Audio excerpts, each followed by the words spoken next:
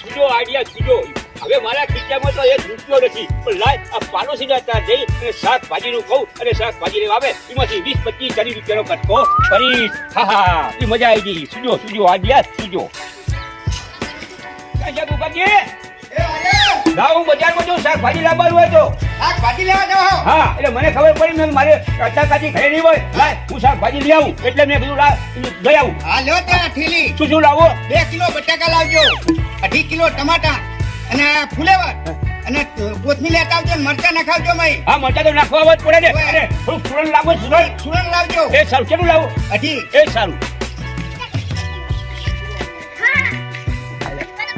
અરે કરશનજી છે ઘરે?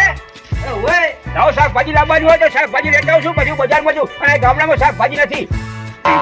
હા છાપેલી છે બજારમાં. હા તો લેતો જો મારો. શું લાવું? દાળ ભાત બનાવવાના એટલે મસાલો લાવજો. એ સારું. મરચા ટમાટા ને આદુ ની હો. એ સારું કઈ વાંધો નહીં. આવી જાય. ચિંતા ના કરજો. જગુજી શેખ છે?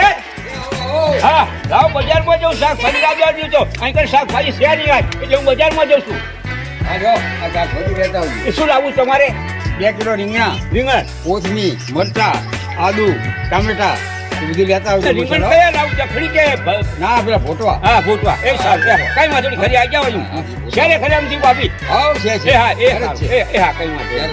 એ હા ચલો. બજારમાં છે ને ક્યાં કઈ જગ્યાએ જવું અને હવે શાકભાજી તો